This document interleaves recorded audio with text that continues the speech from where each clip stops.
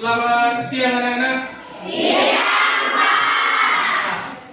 Ini kurang bersemangat. Saya ulang ya, selamat siang anak-anak. Siang, Pak.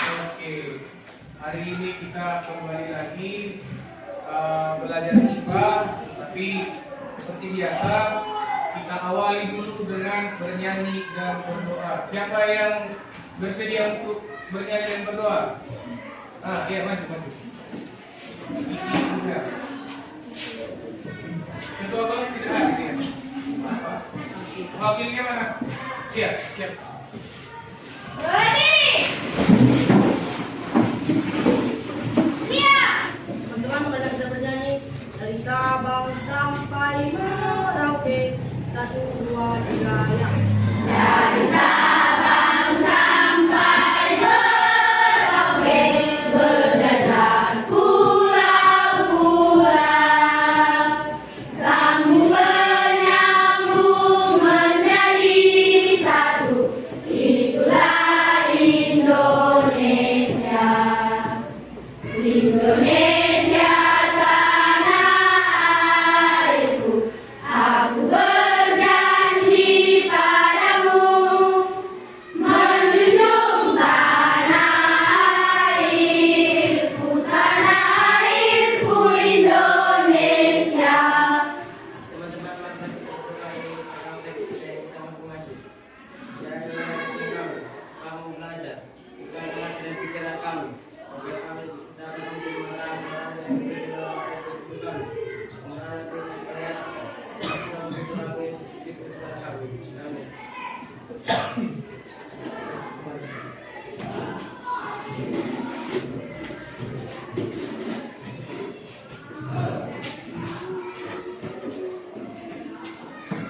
Siap. Supaya Bapak Guru kita hormat.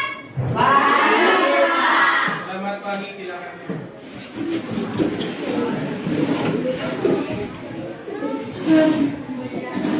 Nah, saya perhatikan ini, coba dilihat dulu. Ini ada saya lihat bangku yang kosong, kemana ini kan? Sekretaris. Siapa yang tidak hadir? Nah, Andre, siapa lagi? Hanya si Andre. Hanya Andre saja, apa keterangannya? Sakit. Oke. Mungkin karena kehujanan semalam, bukan? Sudah 1 minggu. Sudah 1 minggu ya? Sakit apa dia? Apa kan dia? Oke.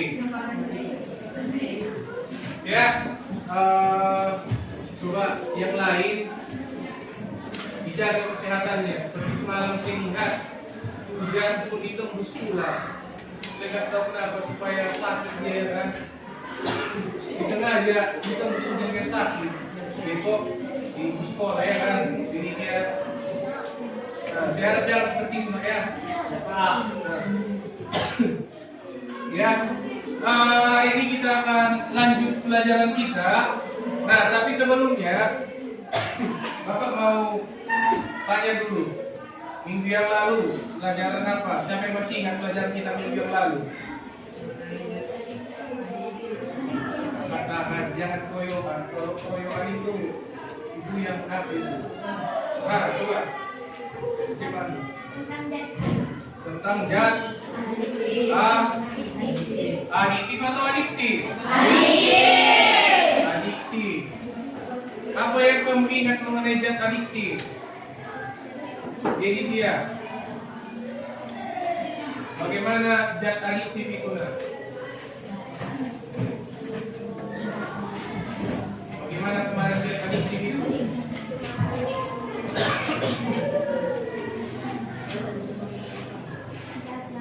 Bagaimana?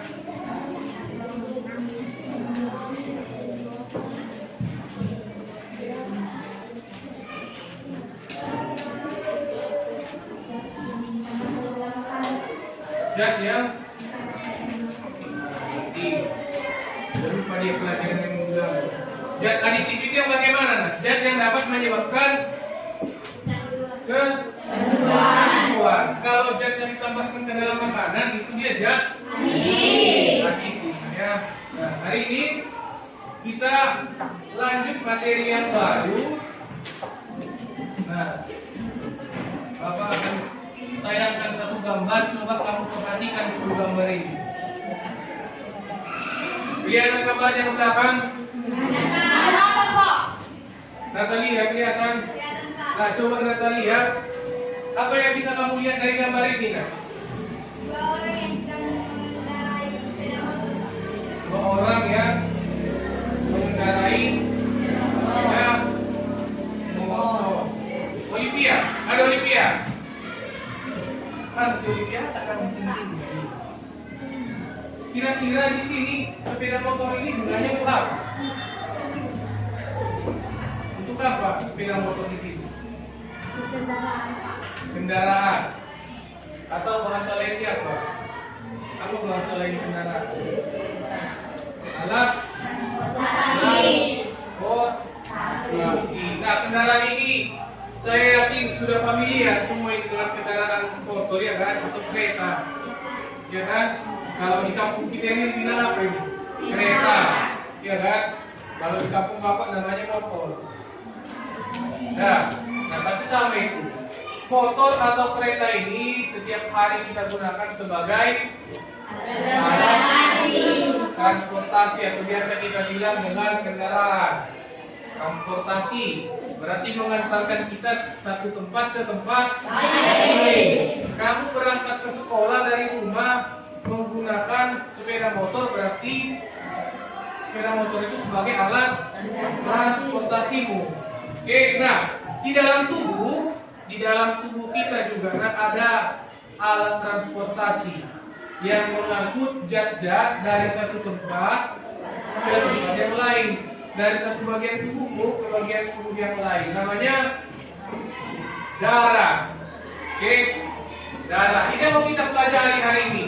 Sistem peredaran darah pada manusia. Jadi dulu kita sistem peredaran darah pada manusia. Nah, sistem peredaran darah ini ada 3 bagian yang menyusunnya. Oke, yang pertama darah itu sendiri, yang kedua jantung, lalu yang ketiga ada pembuluh darah. Oke, nah tetapi untuk pertemuan kita hari ini kita hanya belajar mengenai darah itu dulu ya. Minggu depan kita bahas mengenai jantung dan pembuluh darahnya. Oke, coba kita lihat dulu. Nah, jadi dari tujuan pembelajaran kita hari ini nanti, yang pertama setelah melewati pembelajaran hari ini kamu nanti dapat mendeskripsikan fungsi darah. Apa fungsi darah sebenarnya di dalam tubuh melalui kajian literatur dan tayangan video. Nah, kemudian yang kedua nanti peserta didik dapat menentukan komponen penyusun darah. Jadi darah itu nanti setiap darah manusia, oke, itu ada komponennya atau penyusunnya. Apa saja penyusunnya itu nanti kita lihat. Lalu yang ketiga, peserta didik dapat menganalisis karakteristik masing-masing komponen penyusun darah dan fungsinya. Jadi nanti kita pelajari darah itu ada sel darah merah, pernah dengar sel darah merah? Ada sel darah putih, ada keping darah. Bagaimana ciri-cirinya masing-masing? Apa fungsinya? Itu nanti kita pelajari. Oke. Nah, kemudian yang berikutnya, seperti biasa, ada teknik penilaian yang akan Bapak ambil, ada 3. Yang pertama nanti tes. Kalau kemarin tesnya itu Bapak buat tertulis, yang ini nanti kita pakai aplikasi Quizzes. Oke, nanti Bapak kasih passwordnya. Aplikasinya namanya Quizzes. Oke. Nah, kemudian yang kedua nanti seperti biasa ada penilaian sikap. Penilaian sikap ini Bapak perhatikan nanti bagaimana kalian mengikuti pembelajaran hari ini. Fokus atau tidak? Jangan kayak sini kita itu bantu-bantu. Ya, seperti misalnya siapa ini? Siapa lagi? Ah, itu si Diki. Belabun, nah siapa yang melakukannya ya kan? Nah, Jadi coba semuanya pembelajaran hari ini diikuti dengan baik ya, dengan serius. Karena apa? Karena ini darah ini dekat dengan kita. Semua punya darah, ya kan? Nah, jadi supaya tahu kamu apa sebenarnya komponen di dalam darahmu itu. Oke, bisa dipahami ya? Oke, coba diperhatikan gambar yang di depan ini. Ada Siti, ada Siti. Nah, coba Siti, gambar apa yang kamu lihat di sini? Kaki yang sedang terluka. Siapa yang pernah mengalami luka? Iya, saya rasa semua mengalami luka ya. Tuh, ini nggak pernah luka ini kan simpan itu. Kenapa? Kenapa? Luka dalam hati. Oke. Saya yakin semua ini pernah mengalami kejadian terluka ya kan? Kalau terluka apa yang terjadi? Darah keluar. Nah, pernah memperhatikan kalau darah itu keluar apakah dia keluar terus? Tidak, lama-kelamaan bagaimana? Berhenti. Terus setelah berhenti lukanya kering, kemudian sembuh. Nah, pernah nggak kamu bertanya bagaimana darah pada luka itu bisa berhenti? Kamu pernah tanya itu? Luka lupa, ya kan? Nah, kenapa kira-kira bisa luka itu berhenti? Habis darahnya. Itu kan sedikit. Karena malas mengalir. Bagaimana Renita? Mengapa darah kalau kamu terluka kan? Tiba-tiba luka itu berhenti darahnya. Habis darahnya. Karena habis darahnya. Kalau darah sempat habis maka meninggoy. Ya kan? Bison? Iya. Ya kan? Nah, jadi kenapa darah itu bisa berhenti? Ada namanya keping darah. Keping darah inilah nanti yang kalau misalnya kamu mengalami luka atau bergesekan kulitku dengan aspal, dengan benda tajam, ini nanti akan pecah dia. Nah, promosi. Nanti kita lihat bagaimana proses pembuatan itu sendiri. Oke. Nah, coba saya mau tunjukkan dulu satu video. Coba kita perhatikan dulu baik-baik ya.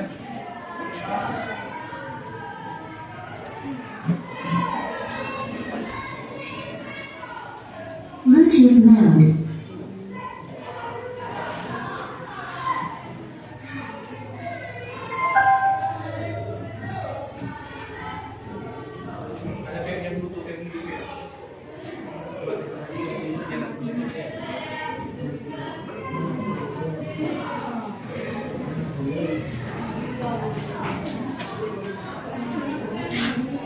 Ya, coba diperhatikan dulu.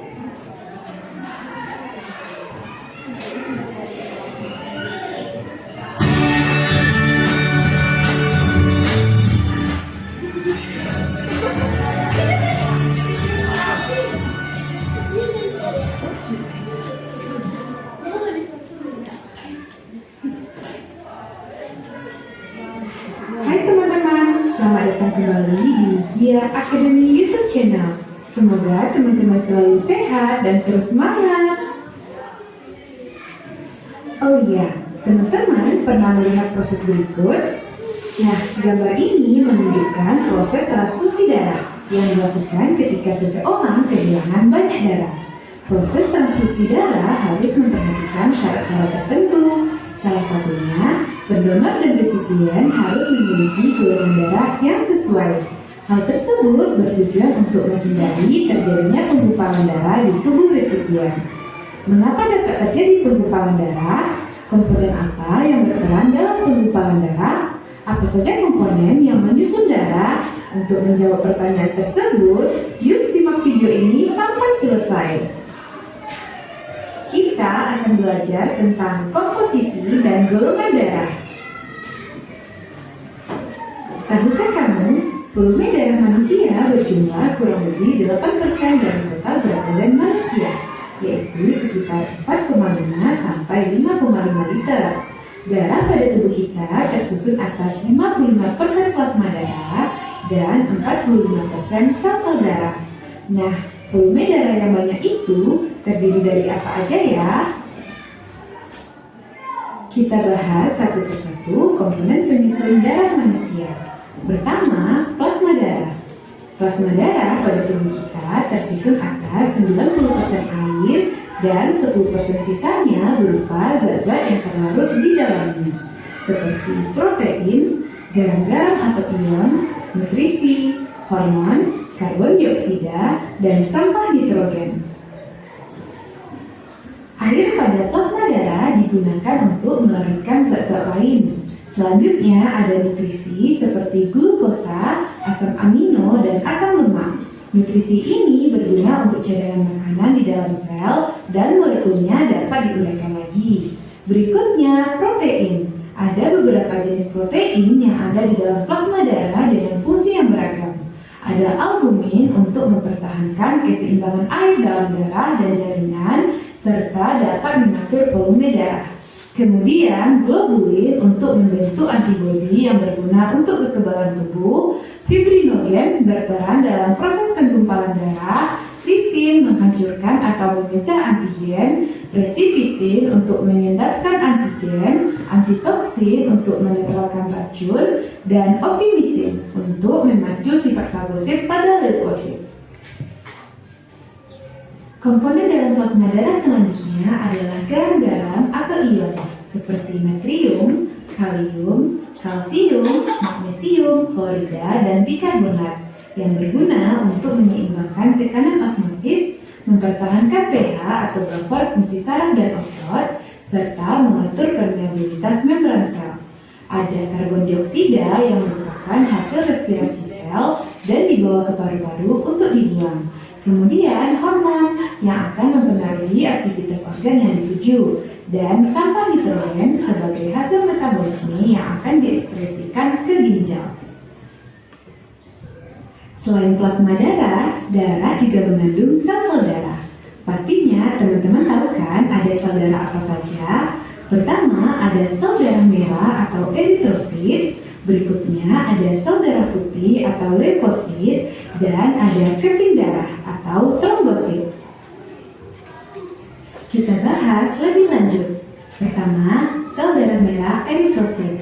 Eritrosit dalam tubuh kita jumlahnya sangat banyak, mencapai 99% dari total darah. Eritrosit berbentuk bikonkav, tidak mempunyai inti sel sehingga tidak dapat hidup dalam waktu yang lama. Eritrosit berwarna merah karena mengandung hemoglobin. Tahukah kamu apa itu hemoglobin? Hemoglobin merupakan molekul kompleks dari protein globin dan molekul besi hemin yang berperan dalam pengikatan oksigen dan karbon dioksida. Nah, eritrosit ini hanya berumur sekitar 120 hari. Eritrosit yang telah mati akan dirubah di hati menjadi bilirubin dan biliperdin atau zat warna empedu. Zat besi hasil perombakan tersebut kemudian dikirim ke hati dan limpa untuk digunakan dalam pembentukan eritrosit baru. Tiap 1 mm kubik darah pada laki-laki mengandung 5 juta sel darah merah, sedangkan perempuan memiliki kurang lebih 4 juta sel darah merah per milimeter kubik. Kemudian ada sel darah putih leukosit. Leukosit memiliki inti sel sehingga dapat bertahan hidup berbulan-bulan. Tidak punya hemoglobin sehingga tidak berwarna merah. Dapat bergerak ameboid, artinya gerakan sitoplasmanya memanjang sehingga sel akan bergerak perlahan. Leukosit berbentuk tidak tetap dan dapat menembus dinding pembuluh darah. Leukosit ini diproduksi di sumsum merah, limpa, dan kelenjar getah bening. Jumlah leukosit sekitar 7.000 sel per milimeter kubik darah. Berdasarkan karakteristik sitoplasmanya, sel darah putih dibagi menjadi 2 kelompok. Ada granulosit merupakan sel darah putih yang sitoplasmanya bergranula. Contohnya neutrofil, eosinofil, dan basofil. Dan ada agranulosit merupakan sel darah putih yang sitoplasmanya tidak bergranula, seperti limfosit dan monosit. Sekarang kita lihat satu persatu karakteristik limfosit bergranula. Pertama, basofil. Jumlahnya 20-50 butir tiap 1 mm kubik darah. Plasmanya bersifat basah dan terdapat bintik-bintik biru yang mengandung histamin. Fungsinya memberi reaksi alergi dengan mengeluarkan histamin yang mengakibatkan peradangan dan heparin yang berperan dalam pembekuan darah. Basofil ini bersifat fagosit, artinya selnya dapat menelan material padat di dalam tubuh. Berikutnya, eosinofil, berjumlah 100-400 butir tiap milimeter kubik darah. Plasmanya bersifat asam dan terdapat bintik-bintik merah. Berperan dalam pertahanan terhadap parasit, eosinofil juga bersifat fagosit. Leukosit granulosit selanjutnya neutrofil, berjumlah 3.000-7.000 butir tiap milimeter kubik darah. Plasmanya bersifat netral dan terdapat bintik-bintik merah kebiruan, berperan dalam memusnahkan bakteri dan zat-zat asing yang masuk ke tubuh serta bersifat fagosit. Dan karakteristik leukosit tidak bergranula antara lain: pertama, limfosit, berjumlah 1.500 sampai 3.000 butir tiap milimeter kubik darah, tidak dapat bergerak bebas, tetapi dapat membentuk zat antibodi, berperan dalam pertahanan terhadap serangan mikroorganisme, makromolekul asing, dan sel-sel kanker. Selanjutnya ada monosit, berjumlah 100-700 butir tiap milimeter kubik darah, dapat bergerak cepat, bersifat fagosit, dapat bergerak bebas, membesar, dan berkembang menjadi makrofag, berperan menjaga kekebalan tubuh dan infeksi. Nah, leukosit memiliki fungsi yang sangat penting bagi tubuh kita. Di antaranya adalah: pertama, menghancurkan kuman penyakit dan zat-zat asing seperti bahan kimia berbahaya. Kedua, mengangkut lemak dan menghasilkan histamin. Dan terakhir, dapat melumpuhkan kuman penyakit yang berada di luar darah. Keren banget ya teman-teman, leukosit dapat membantu kamu agar tidak mudah sakit. Sel darah yang terakhir yang akan kita bahas adalah keping darah atau trombosit. Trombosit dihasilkan oleh sel megakariyosit, berukuran lebih kecil dibandingkan sel darah lainnya, tidak memiliki inti, sehingga trombosit berumur pendek hanya sekitar 10-12 hari, dan bentuknya tidak beraturan. Trombosit tidak memiliki warna atau bening. Jumlahnya sekitar 200.000 sampai 400.000 tiap milimeter kubik darah. Terakhir, trombosit berperan penting dalam proses pembekuan darah. Saat terjadi luka atau cedera, pembuluh darah kita bisa rusak dan dapat menyebabkan pendarahan. Akibatnya, tubuh kita akan mengaktifkan serangkaian proses pembekuan darah atau hemostasis. Ketika terjadi luka dan darah keluar, maka trombosit pecah dan mengeluarkan enzim trombokinase yang merupakan zat anti-hemofilia. Enzim trombokinase akan menghasilkan protrombin. Selanjutnya, protrombin dengan bantuan ion kalsium dan vitamin K akan berubah menjadi trombin. Dan trombin akan mengubah fibrinogen menjadi benang-benang fibrin. Akhirnya, darah yang keluar dapat dibendung dengan cara membekukan sel darah pada bagian yang luka. Nah, teman-teman, meskipun semua jenis darah tampak sama, tetapi kandungan proteinnya sangat beragam. Apabila ada protein asing yang tidak sesuai masuk ke tubuh kita, maka tubuh akan menyerang dengan cara penggumpalan atau aglutinasi. Protein asing ini disebut juga dengan antigen atau aglutinogen yang terdapat di dalam eritrosit. Di dalam tubuh kita juga terdapat zat penolak antigen yang disebut antibodi atau aglutinin yang terdapat di dalam plasma darah. Karena penting dan uniknya komposisi darah ini, pada tahun 1900, Karl Landsteiner, seorang ahli patologi, melakukan penelitian dan berhasil menemukan perbedaan aglutinogen dan aglutinin yang terkandung dalam darah manusia, sehingga dikemukakan sistem darah ABO yang membedakan darah menjadi 4 golongan. Pertama, golongan darah A, Darah yang eritrositnya mengandung aglutinogen A, sedangkan plasma darahnya mengandung aglutinin beta atau anti B. Kedua, golongan darah B. Darah yang eritrositnya mengandung aglutinogen B, sedangkan plasma darahnya mengandung aglutinin alfa atau anti A. Ketiga, golongan darah AB. Darah yang eritrositnya mengandung aglutinogen A dan B, sedangkan plasma darahnya tidak mengandung aglutinin. Terakhir, golongan darah O. Darah yang eritrositnya tidak mengandung aglutinogen, sedangkan plasma darahnya mengandung aglutinin alfa dan beta. Penggolongan darah ABO ini sangat berperan dalam transfusi darah antara resipien dan pendonor. Resipien adalah orang yang menerima darah, donor adalah orang yang memberikan darahnya. Dalam transfusi darah harus diperhatikan jenis aglutinogen donor dan aglutinin resipien.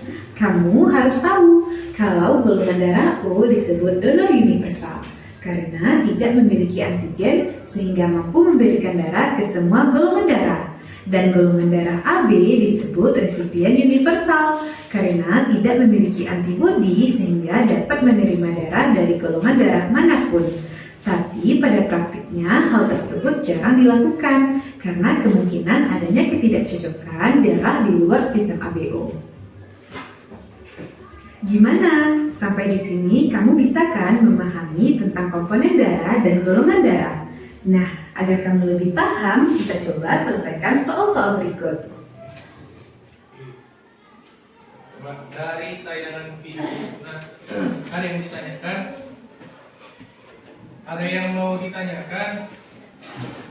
Tidak ada. Belum ada yang mau ditanyakan. Paham semua? Oke. Kalau begitu, supaya lebih memahamkan, sudah ada dapat linknya dari WA, link untuk LKPD-nya. Nah, hari ini kita mengerjakan LKPD-nya berbeda ya. Kerjakannya langsung di Chromebook. Nah, coba di double klik link yang sudah kamu dapat itu. Nah, iya, double klik. Yo, semuanya double klik.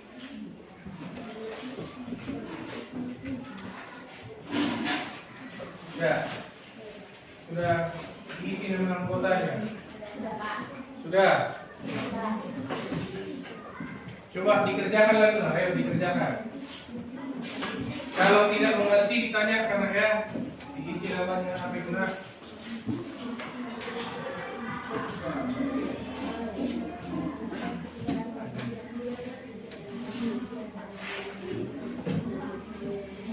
Apa benar?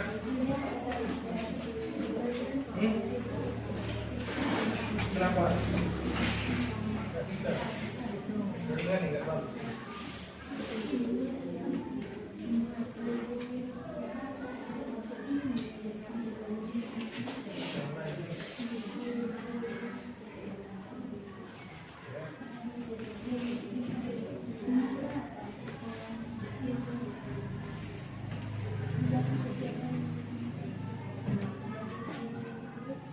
Sudah ada lagi yang bermasalah, nah, double klik apanya?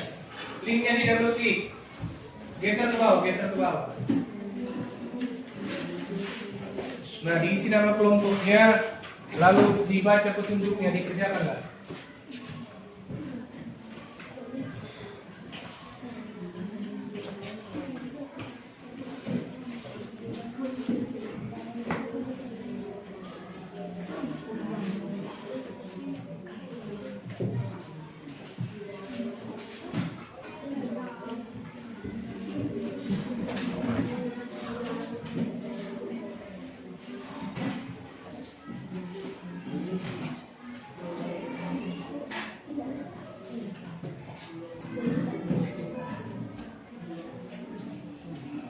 Ada yang bingung cara mengerjakannya?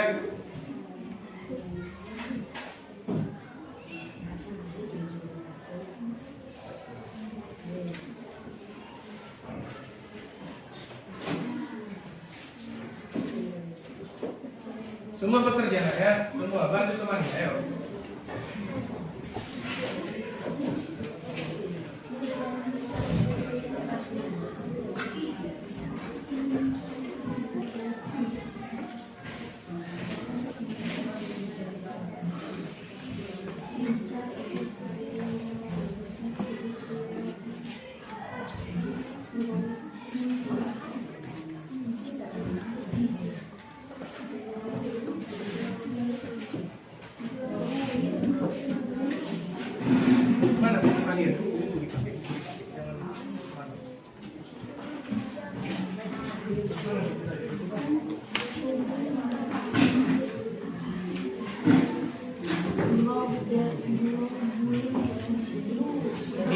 selesai semua apanya.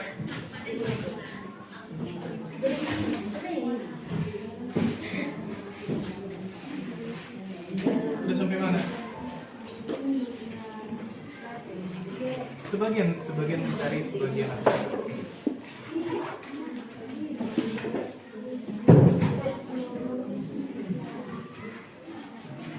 Kalau ada yang tidak mengerti, ditanyakan saya. Ini yang gue ini kerja.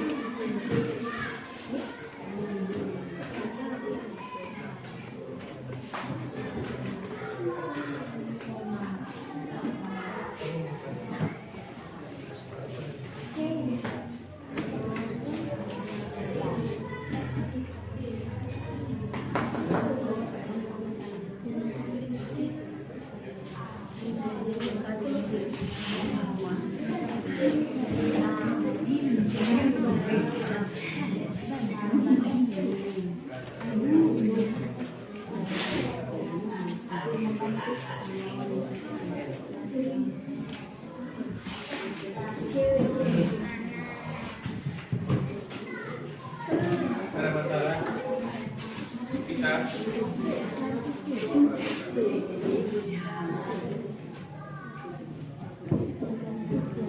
Apa kerja? Buat sudah.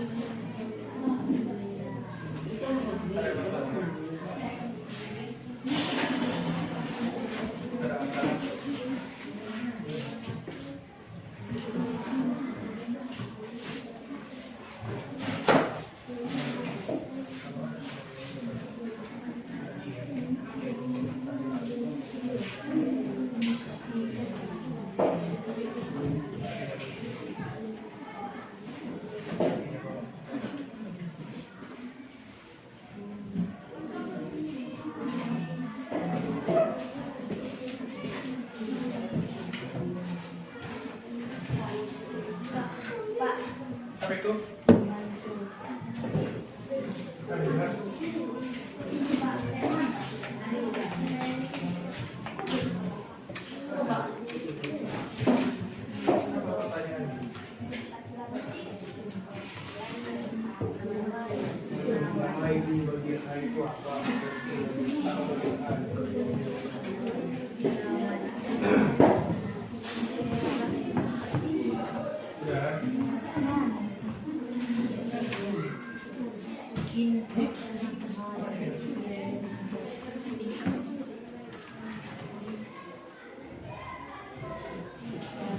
Ini kenapa tidur ini? Belum sehat?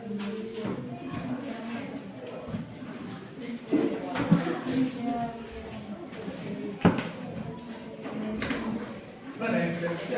Kenapa cuma dia kalian?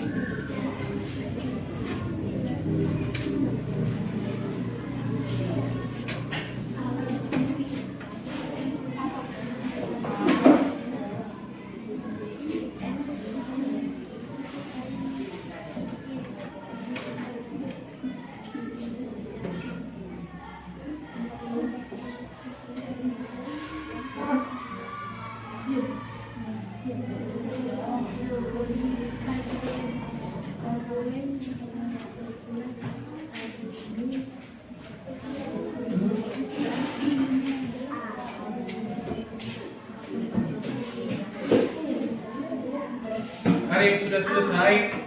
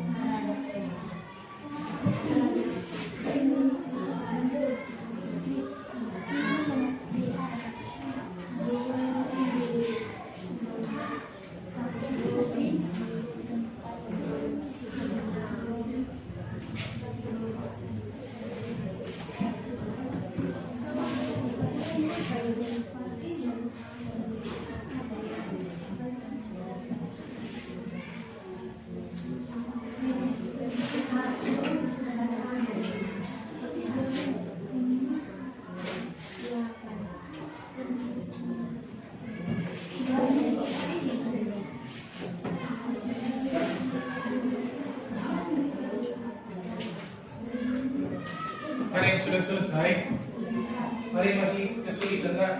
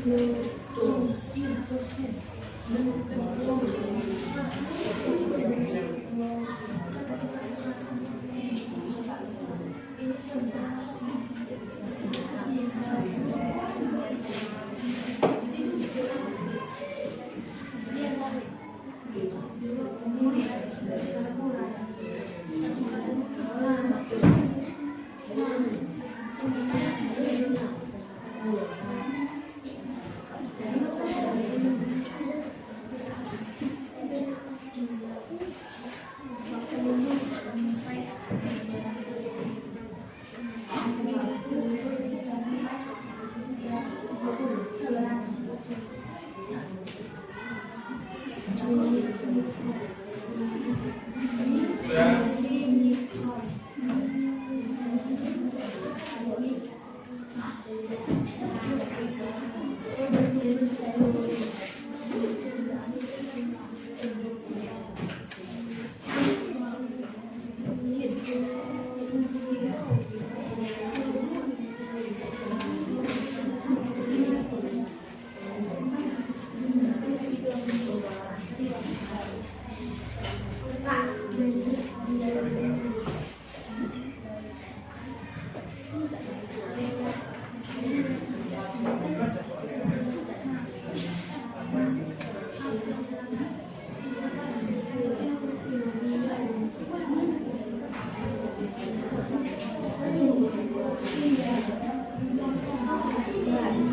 Kenalin dulu bagian akhir ini apa namanya.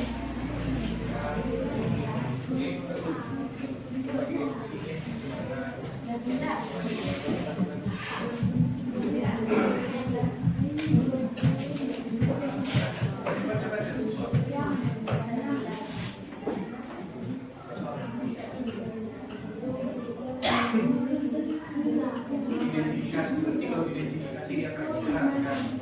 Kenalin dulu bagian satu Indonesia, bagian Indonesia, bagian Indonesia. Iya, 9. Sudah itu tadi dia pertama ada lagi yang lebih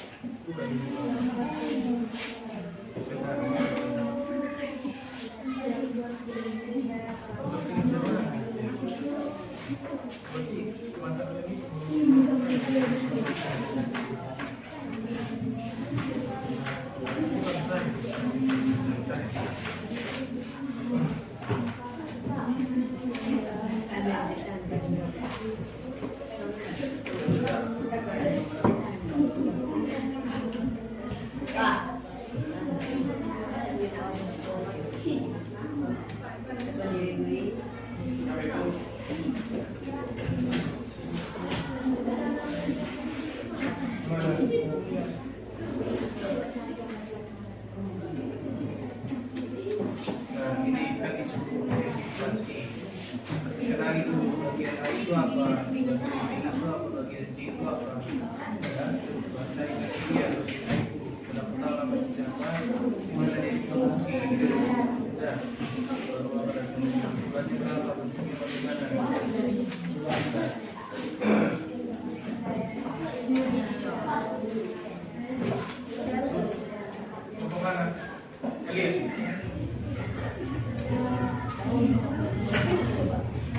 Coba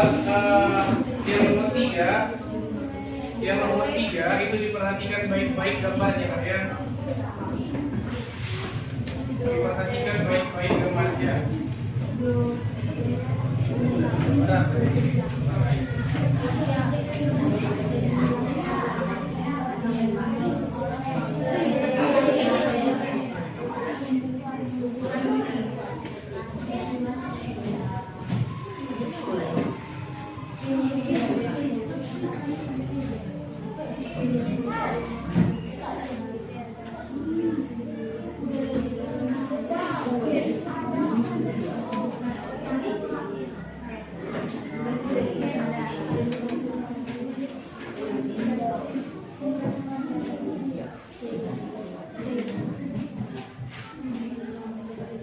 Jangan ada mengerjakan yang baik nanti ya.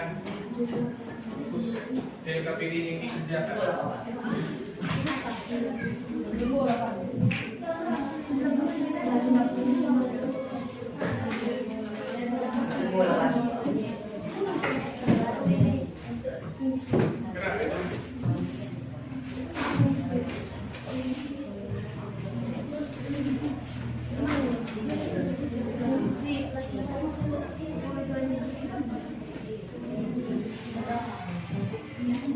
Bagaimana ini berjalan?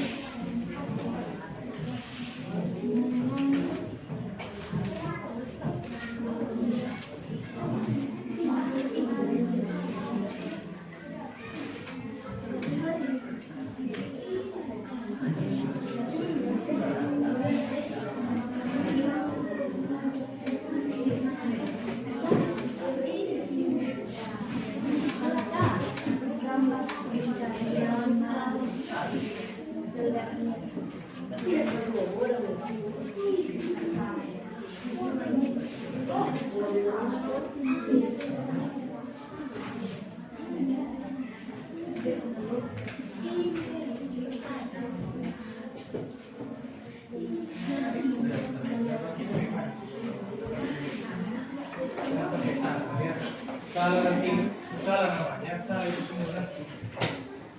Ya.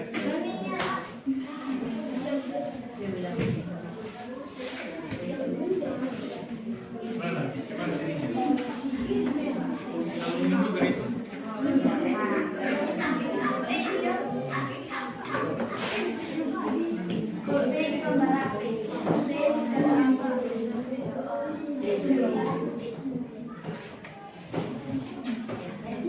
Ini kelihatan, pilihan.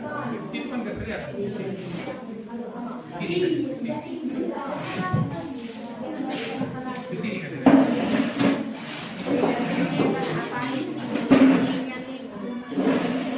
Lihat apa kalau semua. Itu kan ada. Di belakang gitu.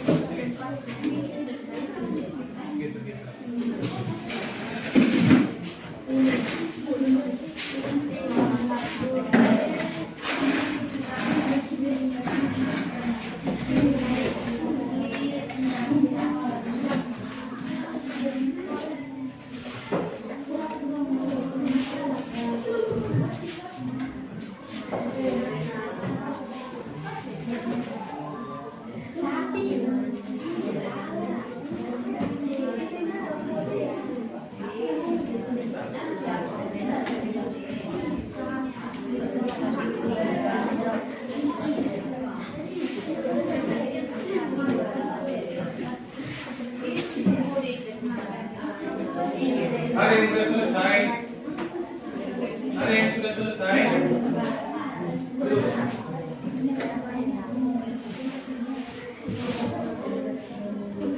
Waktunya 10 menit lagi ya. Waktunya 10 menit lagi.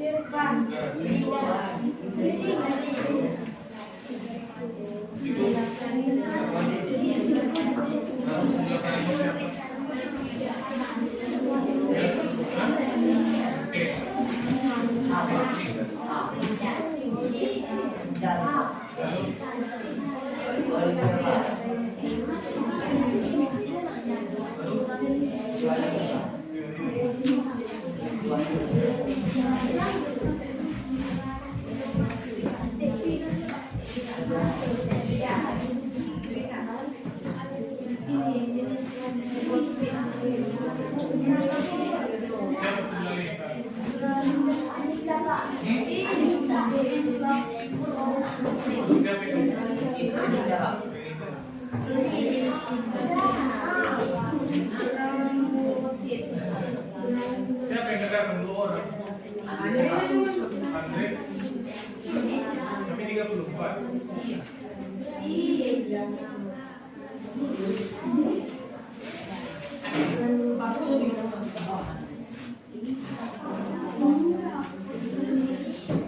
Udah. Hari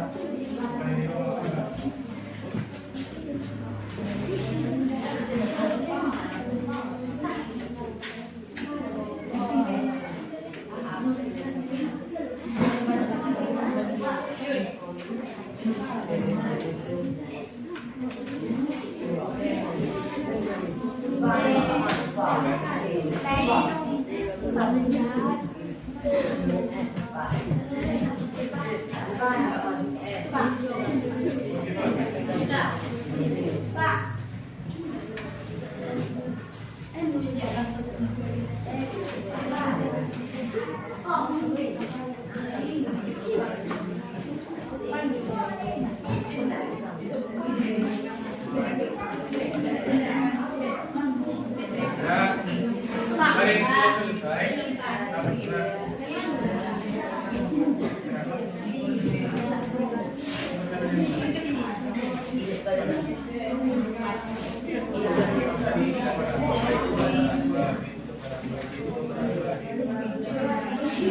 Gimana dia? Nomor berapa itu? Nomor 2. Soal nomor 2, diperhatikan soal nomor 2 itu sama seperti soal nomor 3. Kamu kenali dulu nah. Kecil ya.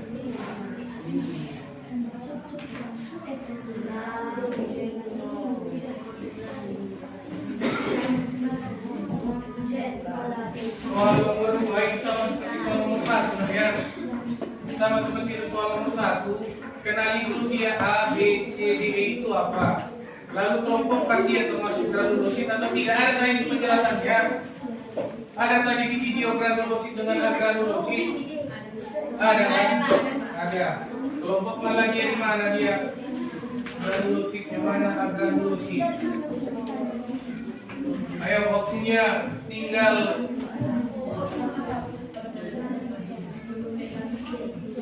nah, saya tambahin 7 menit lagi. Perhatikan. Halo, semua bekerja nah. Jangan hanya 2 orang, 3 orang yang kerja, bantu.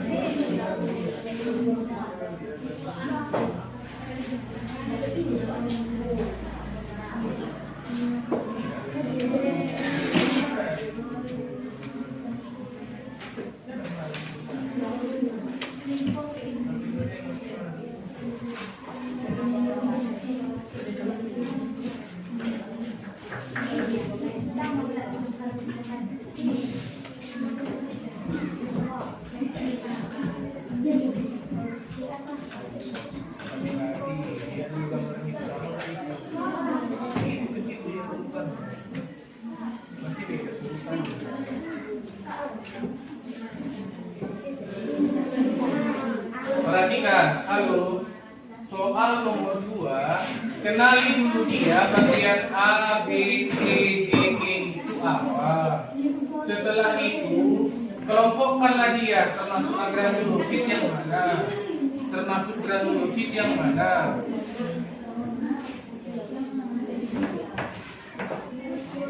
Saya ingatkan sekali lagi, kenali dulu, jangan langsung diletakkan tempatnya di mana. Kenali dulu.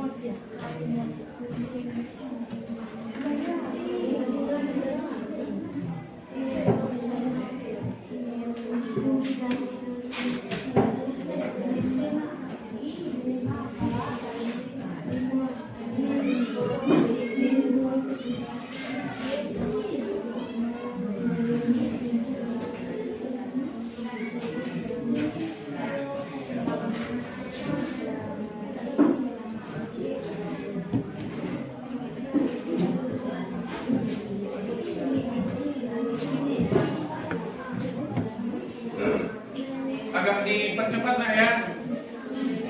Agak dipercepat mengerjakannya.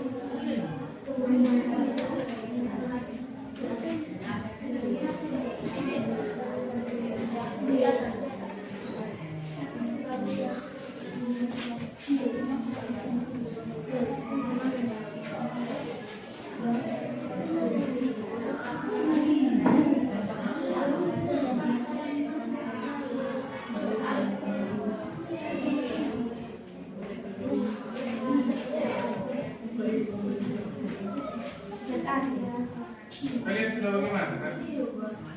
Nanti ini kelompok ini pengulang ini 1, 2, 3 enggak ada kerjaan.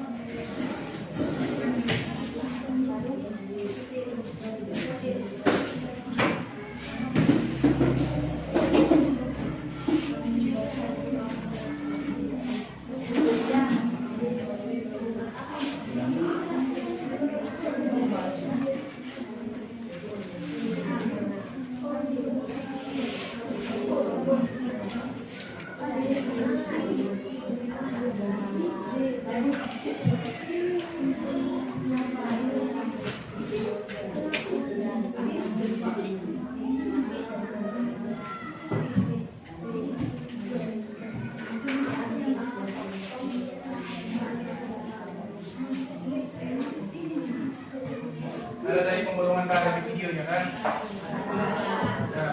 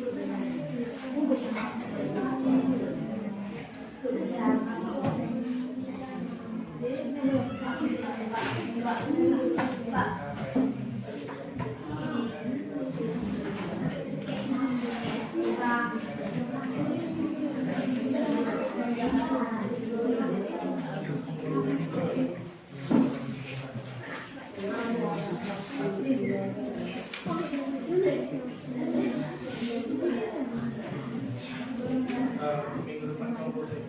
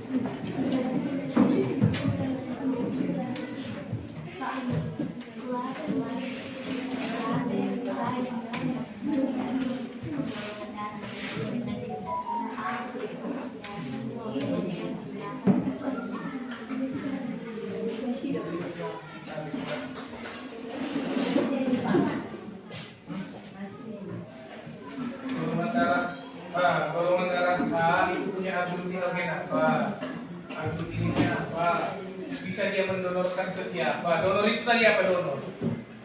Donor memberi, resipien menerima. Jadi kalau dibilang donor berarti golongan darah itu bisa memberikan ke siapa? Ke golongan darah apa dia bisa? Menerima dari golongan darah apa? Ayo.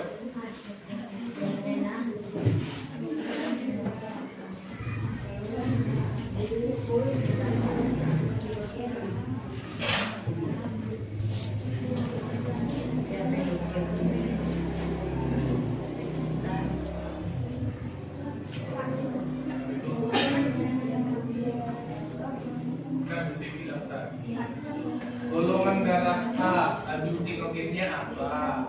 Adutinginnya apa? Bisa mendonorkan atau memberikan ke golongan darah mana? Bisa menerima dari golongan darah mana?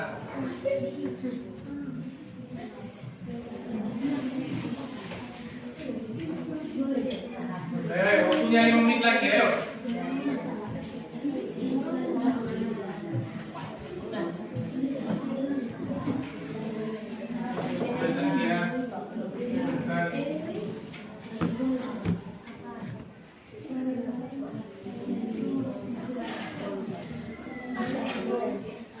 Ya, kita acak ya kelompok mana yang maju duluan ya. Kita acak dia. Waktunya 5 menit lagi.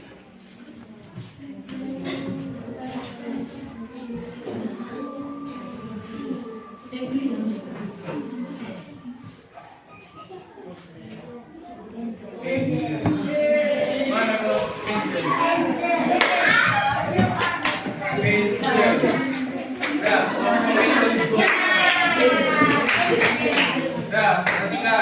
Kelompok Angel lagi duluan yang maju, berarti kelompok 2.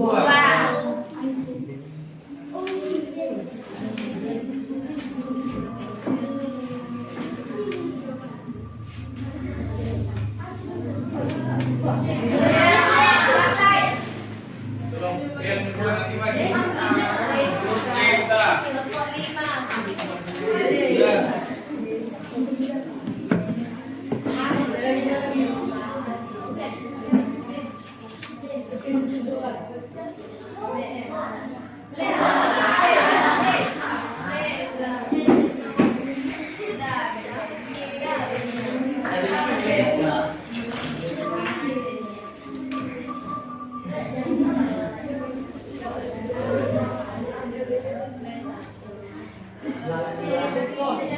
Desa. Yang ketiga maju nanti kelompok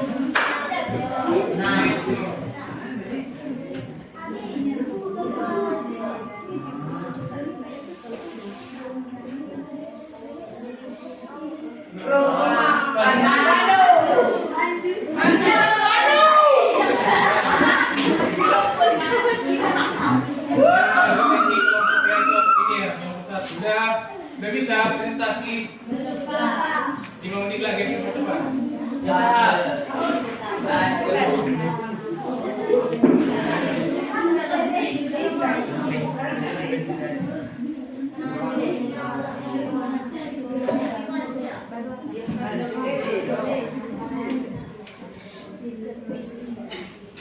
Siapa tadi yang maju duluan? Kelompok Angel. Di kelompok 2 ya. Ya Pak. Lalu yang kedua maju. Kalian. Ketiga ini ya. Ya, cepat. Masih ada kuis ya. Kita ada kuis.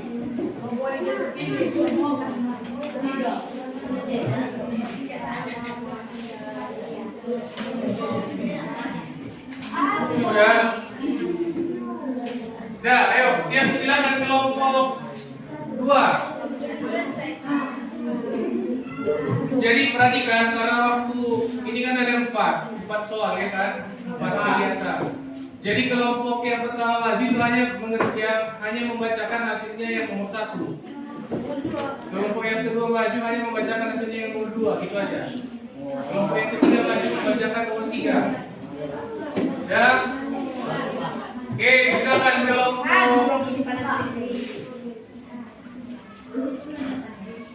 Silakan silakan kelompok 2. Ayo. Dibacakan aja di tempat.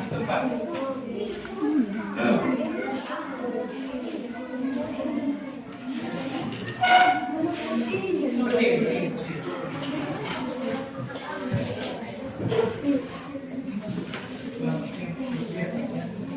Siap teman-teman. Ulangi, ini belum menjawab lagi. Selamat siang teman-teman. Kami dari kelompok 2 akan mempresentasikan hasil kerja kami. Di dalam setiap darah manusia terdapat 55% bagian cair yang disebut plasma darah dan 45% bagian padat yang disebut sel darah. Pada bagian yang padat terdapat 3 jenis protein darah, yaitu albumin, berfungsi untuk mengatur tekanan osmotik dan darah, menjaga keberadaan air dalam plasma darah. Globulin berfungsi untuk membantu melawan infeksi dan mengangkut nutrisi. Fibrinogen berfungsi untuk membantu proses hemostasis dengan menstimulasi pembentukan trombus. Oke. Demikian presentasi yang kami sampaikan. Apabila ada yang ingin bertanya, silakan. Tidak ada yang mau bertanya. Berarti kita acak ya, biar adil ya. Kita acak biar adil. Ya, jadi semua harus memberikan komentarnya.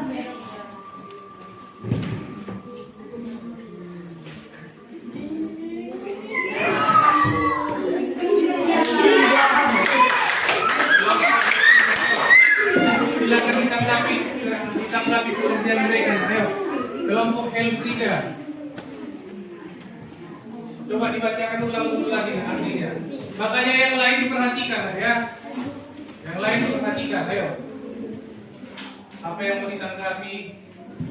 Di dalam setiap darah manusia terdapat 55% bagian cair yang disebut plasma darah dan 45% bagian padat yang disebut sel darah.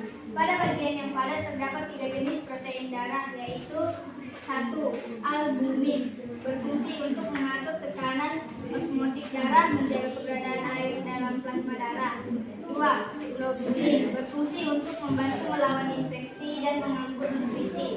3. Fibrinogen, berfungsi untuk membantu proses hemostasis dengan menstimulasi pembentukan trombus. Ya, ayo, silakan ditanggapi.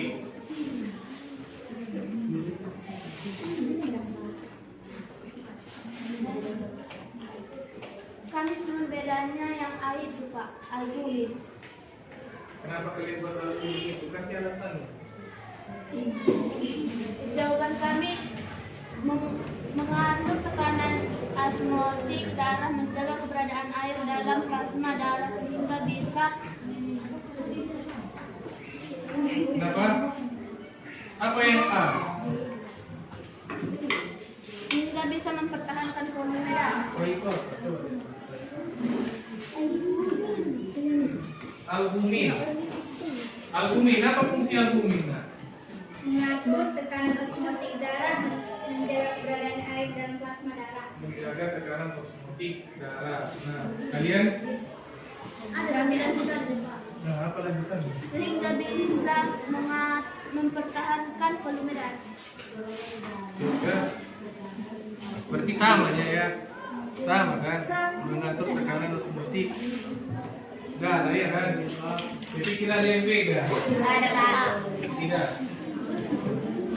Coba.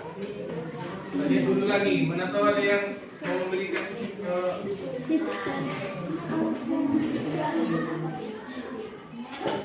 kelompok Delphi. Ayo kelompok Delphi, ayo silakan. Coba di.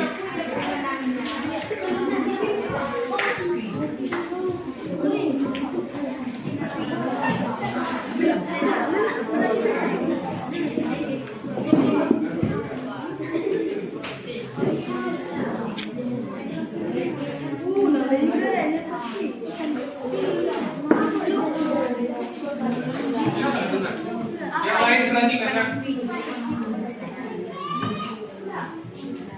tanggapan osmotik. Ada kalian bahas tadi tekanan osmotik? Ada kalian bilang tekanan osmotik nah? Enggak, Pak. Apa yang kalian bilang? Tiga jenis protein darah sama Albumin apa fungsi albumin? mengatur tekanan osmotik. Mengatur tekanan osmotik. Nah, itu yang didengar mereka. Apa tekanan osmotik? Ayo, cari dulu apa tekanan osmotik.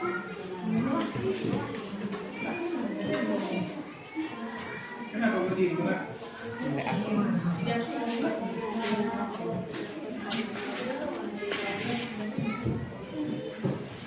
Nah, ada pertanyaan dari kelompok 6 ke kelompok 2. Apa itu tekanan osmotik?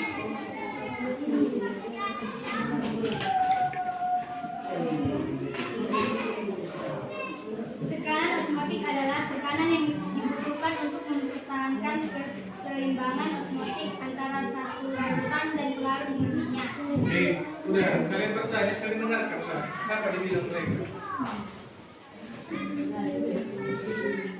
Tekanan osmotik adalah tekanan yang dibutuhkan untuk mempertahankan keseimbangan osmotik antara satu larutan dan pelarut murninya yang dipisahkan oleh suatu membran semi-premambel yang dapat ditembus hanya oleh pelarut tersebut. Ada yang mau ditanya lagi? Sudah. Sudah, perhatikan nah dulu biar saya perjelas lagi. Perhatikan, tekanan osmotik. Kalau dikatakan tekanan osmotik berarti tekanan pada gas cair. Oke, tekanan osmotik itu perhatikan apa gunanya pada sel darah. Halo, perhatikan. Perhatikan. Ini mana tadi gambarnya? Nah, ini gambar sel darah. Kita anggap sel darah merah yang ini. Oke. Nah, sel darah merah. Jadi fungsi bagaimana bentuk dari sel darah merah ini? Seperti koin dia, ya kan? Koin. Nah, jadi kalau misalnya tekanan osmotik itu tidak seimbang, maka nanti sel darah itu bisa pecah dia, keluarlah isinya ini. Dan keluar. Ada nanti di tingkat yang lebih tinggi, ada nanti kita pelajari namanya lisis, pecah dia sel darah merah itu keluar. Nah, karena apa? Karena perbedaan tekanan osmosis. Nah, jadi tadi albumin fungsinya menjaga tekanan osmosis darah sehingga bentuk darah itu dia tetap. Nah, bisa dipahami? Oke. Nah, kemudian siapa tadi yang kedua maju? Lesa, ayo kelompok 2 membacakan hasil kerjanya yang nomor 2. Semua, bukan cuma Lesa. Siapa yang bacakan?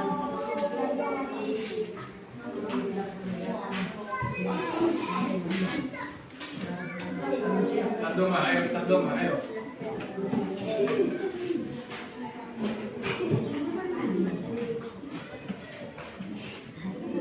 Gari mau bacakan? Selamat siang teman-teman. Iya. Kami dari kelompok 5 ingin mengklarifikasikan Membacakan hasil dari kelompok kami. Satu, di dalam setiap dari manusia terdapat 55% cairan yang disebut plasma darah dan 45% bagian pada yang disebut sel darah. Pada bagian yang terdapat jenis protein darah yaitu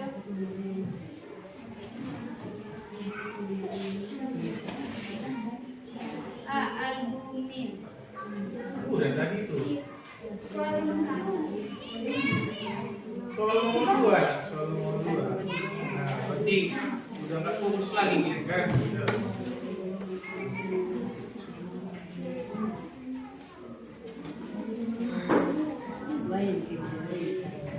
Identifikasilah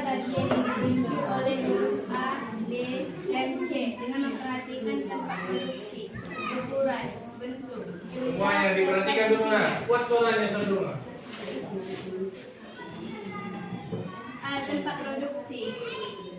Sumsum tulang, ukuran pria 5 sampai 6 juta sel per A itu bagian apa? Dibacakan dulu. A itu bagian apa? B itu bagian apa? C itu apa? A. Sel darah merah. Tempat produksi sumsum tulang belakang. Ukuran pria 5 sampai 6 juta sel per kilometer. Sedangkan wanita 4 sampai 5 kilometer. Bentuk ucapan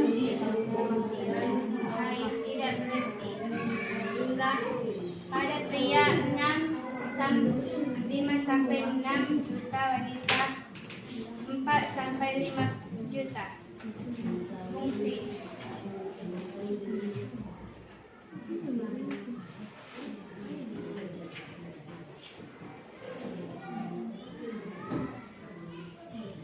Udah, yang mana lagi?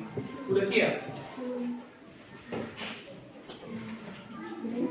Fungsinya adalah membawa oksigen ke semua sel-sel tubuh. B. Sel darah putih. Tempat produksi sel multipoten yang terdapat di sumsum. Ukuran 3.500 sampai 10.500 per kilometer darah. Bentuk bervariasi, tidak beraturan dan memiliki satu inti sel. Jumlah 4.500 hingga 10.000 sel per meter.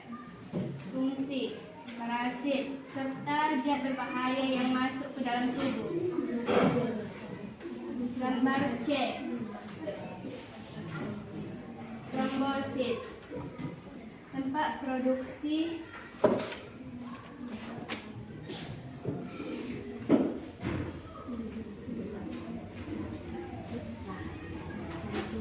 sumsum tulang, ukuran kecil.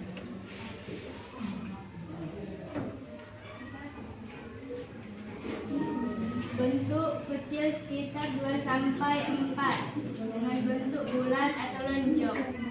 Jumlah 2.000 sampai 4.000 per mm kubik.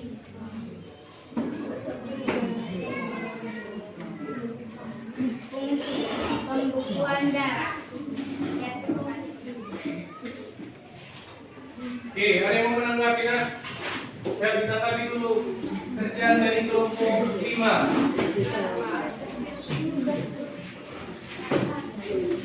Kau kenapa tidak pindah?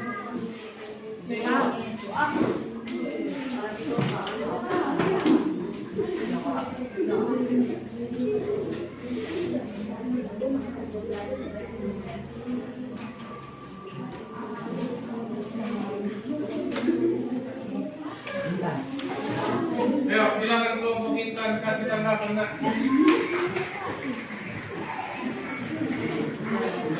Bukan hanya si Intan, kelompoknya ayo kasih tanggapan dulu.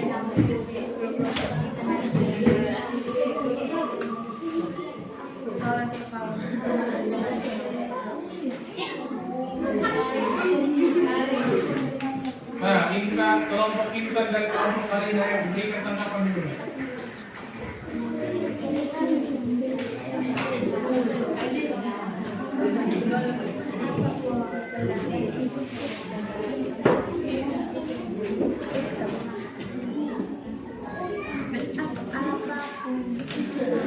Mana kelompok Intan?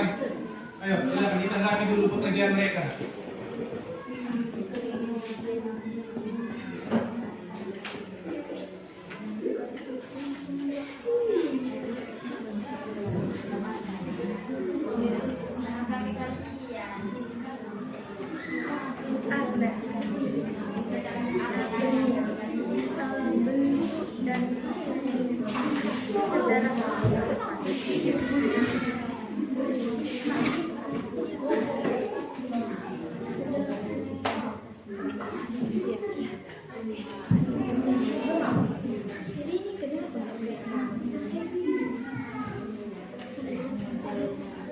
Ayo, dikasih tanggapan dulu.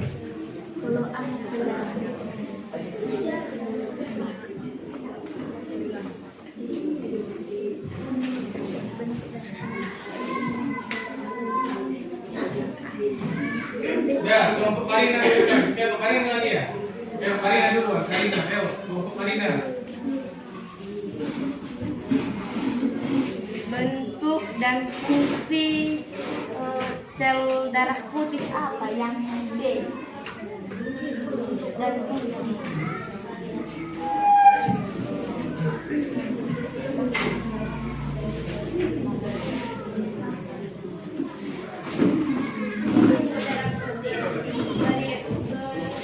Variasi, tidak beraturan dan memiliki satu inti sel.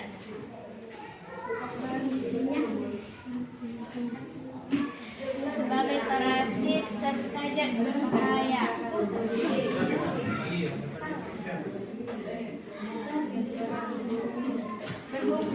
Berfungsi untuk menghasilkan antibodi, yaitu zat yang dapat membasmi virus, bakteri, jamur, parasit serta zat berbahaya yang masuk ke dalam tubuh. Apa? Apa? Coba diulangi dulu. Apa pertanyaan itu tadi? Bentuk dan fungsi dan sel darah putih yang B. Bentuk sel darah putih dan fungsi. Bagaimana bentuknya? Bagaimana fungsinya? Kurang jelas mereka. Bentuk sel darah putih yaitu bervariasi, tidak beraturan dan memiliki satu inti sel. Fungsi darah merah berfungsi untuk menghasilkan Bukannya sel antibodi. darah putih yang ditanya? Darah putih. Fungsinya apa? Untuk menghasilkan antibodi, yaitu zat yang dapat membasmi virus, bakteri, atau jamur yang masuk ke dalam tubuh. Oke. Oke. Sekarang ke kelompok 6. Saya kelompok 6. Bacakan yang nomor 3. Hasil nomor 3. Oke, silakan. Siapa yang mau baca? Ayo. Selamat siang teman-teman. Kami dari kelompok 6 ingin mempresentasikan hasil kerja kelompok kami. 3. Lengkapilah bagian yang kosong pada bagian. Apa yang akan terjadi apabila pada bagian tubuh yang terluka pencernaan tidak berhenti? Luka trombosit. Jika luka trombosit pecah, akan mengeluarkan enzim trombikinase. Enzim trombikinase akan menghasilkan protombin. Protombin akan mengeluarkan trombin. Trombin akan mengeluarkan fibrinogenaturin dan fibrinogenaturin akan mengeluarkan benang fibrin dan luka pun tertutup. Sekian dan terima kasih.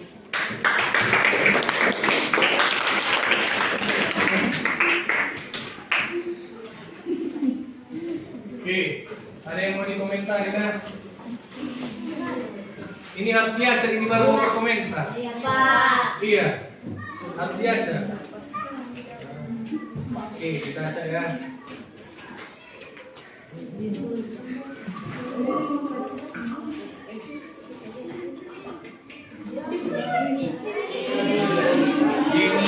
iya.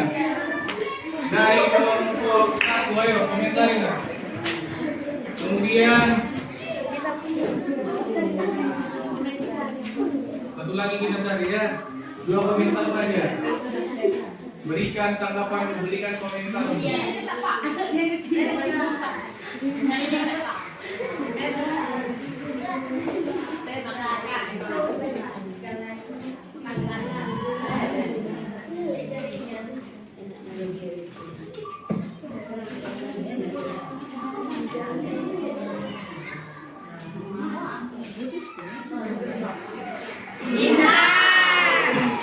komentar. Oke. Nah, coba kayaknya memang kalau harus kelompok kalian duluan komentar. Ayo, kasih komentar. Tempatnya apa enggak? 3. Iya.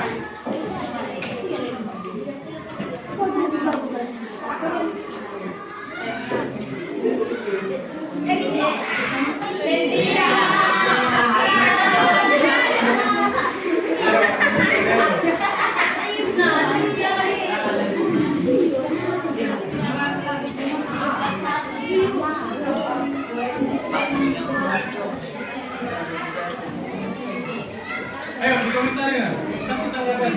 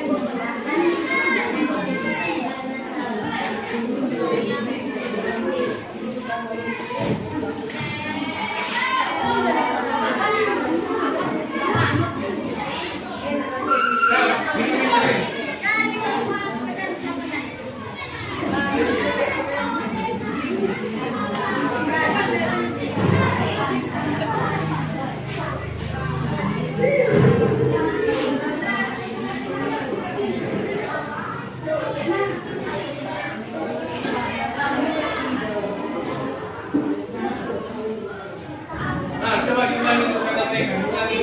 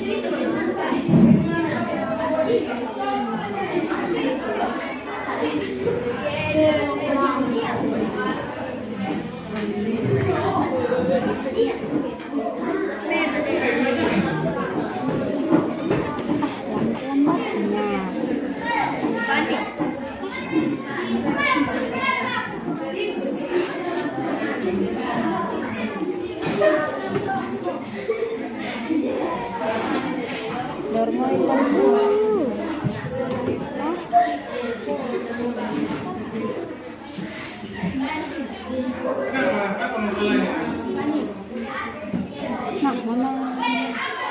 Jika termosa akan mengeluarkan trombinase akan mengeluarkan protrombin. Protrombin akan mengeluarkan trombin. Trombin akan menghasilkan triptinin akan mengeluarkan benang putih dan luka pun tertutup.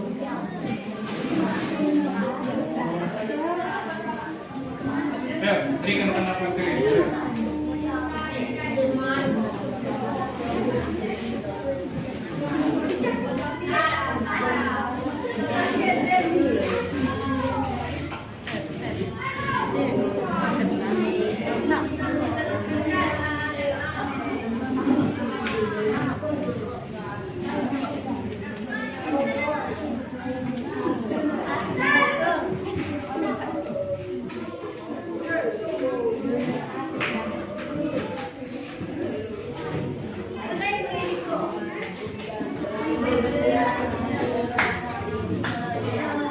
Ada yang mau tanggapi?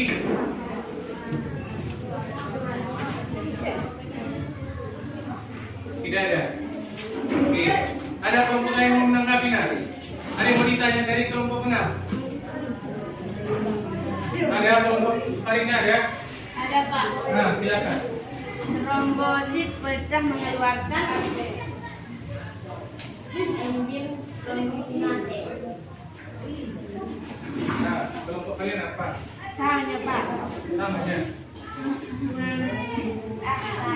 Nah, coba perhatikan enzim trombokinase.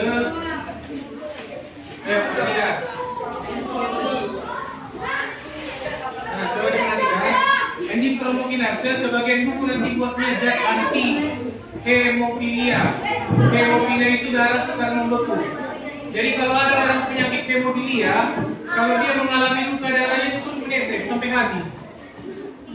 Itu namanya hemofilia. Oke. Nah, jadi darah itu bisa berhenti dia pendarahannya karena ada enzim apa tadi? Enzim trombokinase. Oke. Nah, coba perhatikan.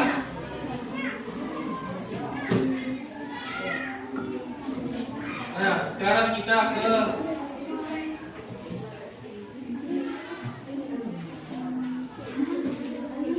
kesimpulan. Oke, coba dari pembelajaran yang sudah kita kerjakan kali ini, apa yang bisa kamu simpulkan? Tadi kan kamu sudah melihat tayangan video, sudah mengerjakan LKPD. Apa yang bisa kamu simpulkan dari kegiatan pembelajaran hari ini? Apa bisa kamu dapatkan?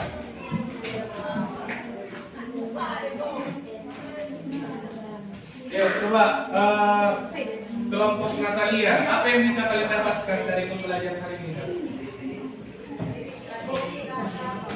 Dari pelajaran hari ini, kami dapat lebih memahami apa itu sistem peredaran darah dan apa yang terjadi jika tubuh kita mengalami cedera.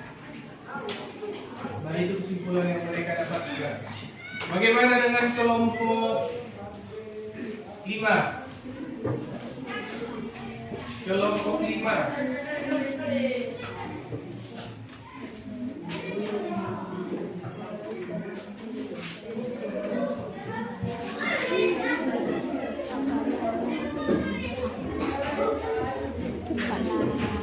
Apa yang bisa kalian simpulkan?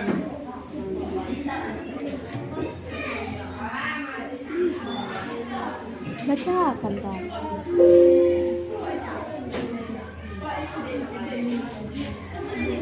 Kesimpulan yang kami dapatkan, kami bisa tahu tentang sel-sel darah manusia. Nah, apa sel darah manusia? Ada berapa sel darah manusia yang ada? Sel darah merah, sel darah putih,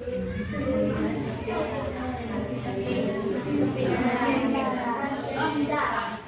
Ada sel darah merah, ada sel darah putih, ada putih darah.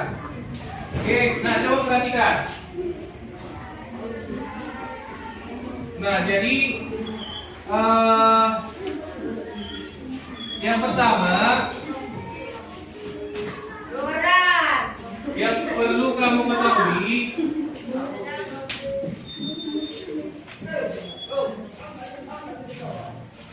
darah itu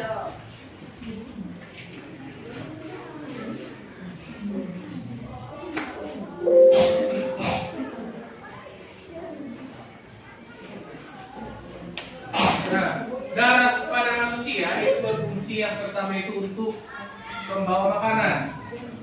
Oke, ketika kamu makan, yang membawa makanan itu setelah dicerna di usus halus, diserap usus halus, diedarkan dia ke seluruh tubuh itu melalui darah, yaitu plasma darah. Lalu yang kedua, mengangkut oksigen. Siapa tadi yang berperan mengangkut oksigen? Sel darah, sel darah, sel darah. Yang putih kata kawanmu putih ya kan? Sel darah. Nah, kemudian mengangkut sisa metabolisme. Nah, ini mengangkut sisa metabolisme ini artinya yang tidak terpakai lagi di dalam tubuh. Oke, nah misalnya karbon dioksida diangkut dari seluruh tubuh ke paru-paru untuk ditukar di paru-paru, itu dia fungsi dari si darah juga. Ya, nah jadi kalau kita perhatikan ini tadi membawa zat makanan, mengangkut. Berarti fungsi darah itu fungsi utama dari darah apa? Nah? Sebagai alat pengangkut atau alat transportasi. Kemudian fungsi darah yang berikutnya mempertahankan tubuh dari serangan zat asing. Yaitu tadi fungsi siapa itu? Sel darah putih. Nah, kemudian darah pada manusia itu terbagi menjadi dua bagian. Yang pertama bagian cair namanya plasma darah. Kemudian bagian yang padat namanya sel darah. Sel darah itu ada 3. Sel darah merah, putih, dan pembuluh darah. Oke, ada yang masih belum dipahami dari pembelajaran hari ini?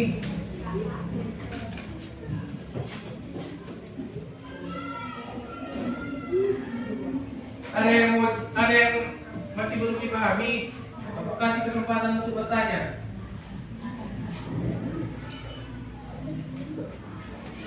Tidak ada? Oke, coba diperhatikan. Nah, untuk minggu depan kita bahas mengenai jantung dan pembuluh darah. Oke, mengenai jantung dan pembuluh darah. Jadi coba dari rumah dibaca apa itu fungsi jantung, apa itu fungsi pembuluh darah. Ini masih ada hubungannya dengan yang kita pelajari hari ini. Ya. Nah, kalau gitu, untuk pembelajaran hari ini kita sudahi sampai di sini. Sampai bertemu minggu depan. Selamat siang.